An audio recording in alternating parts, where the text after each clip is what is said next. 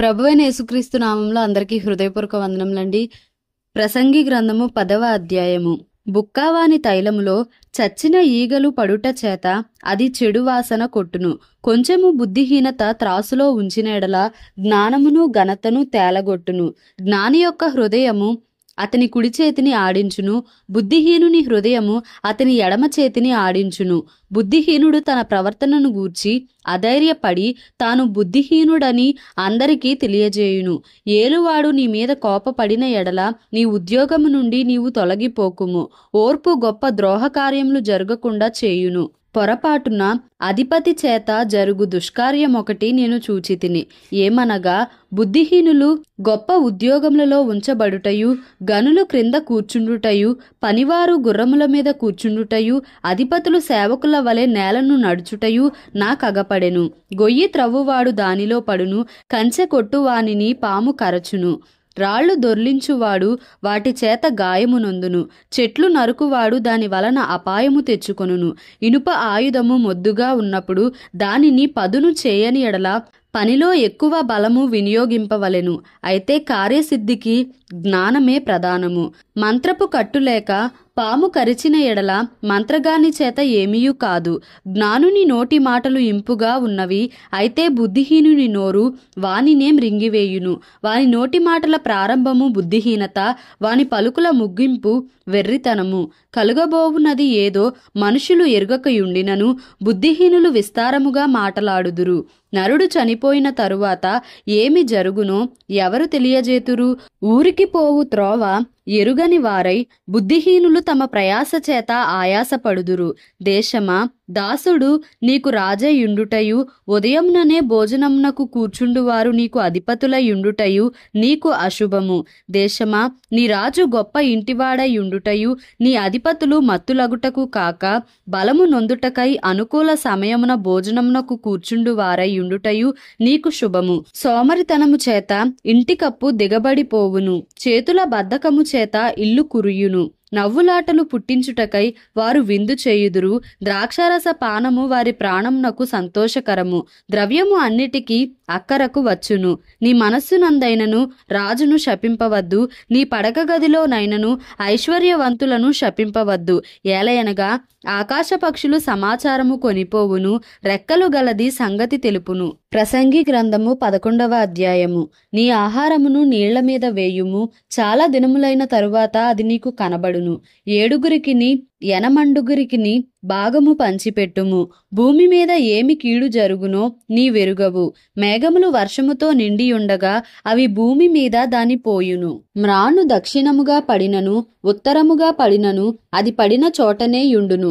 గాలిని గుర్తుపట్టువాడు విత్తడు, మేఘములను కనిపెట్టువాడు కోయడు.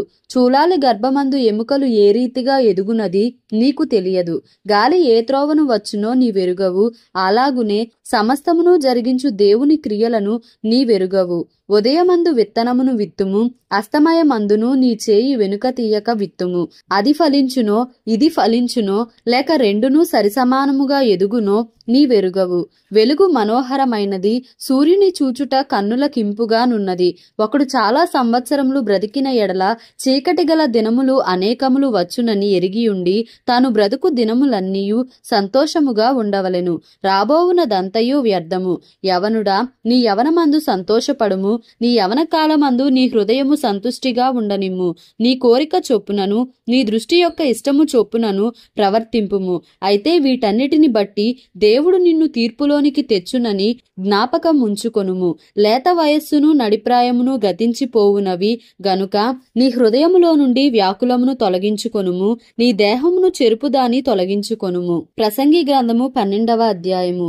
దుర్దినములు రాకముందే ఇప్పుడు వీటి యందు నాకు సంతోషము లేదని నీవు చెప్పు సంవత్సరములు రాకముందే తేజస్సునకును సూర్యచంద్ర నక్షత్రములకును చీకటి కమ్మక ముందే వాన వెలిసిన తరువాత మేఘములు మరల రాకముందే నీ బాల్య దినములందే నీ సృష్టికర్తను స్మరణకు తెచ్చుకొనుము. ఆ దినమున ఇంటి కావలివారు వణకుదురు, బలిష్ఠులు వంగుదురు, విసరువారు కొద్దిమంది ఎగుట చేత పని చాలించుకొందురు. కిటికీలలో గుండా చూచువారు కానలేక యుందురు. తిరుగటి రాళ్ల ధ్వని తగ్గిపోవును, వీధి తలుపులు మూయబడును. పిట్ట యొక్క కూతకు ఒకడు లేచును, సంగీతమును చేయు స్త్రీలు నాదము చేయు వారందరును నిశ్శబ్దముగా ఉంచబడుదురు. ఎత్తు చోటులకు భయపడుదురు, మార్గముల యందు భయంకరమైనవి కనబడును. బాదము వృక్షము పువ్వులు పూయును, మిడుత బరువుగా ఉండును, బుడ్డ బుడిసర కాయ పగులును. ఏలయనగా ఒకడు తన నిత్యమైన ఉనికి పట్టునకు పోవుచున్నాడు. వాని నిమిత్తము ప్రలాపించువారు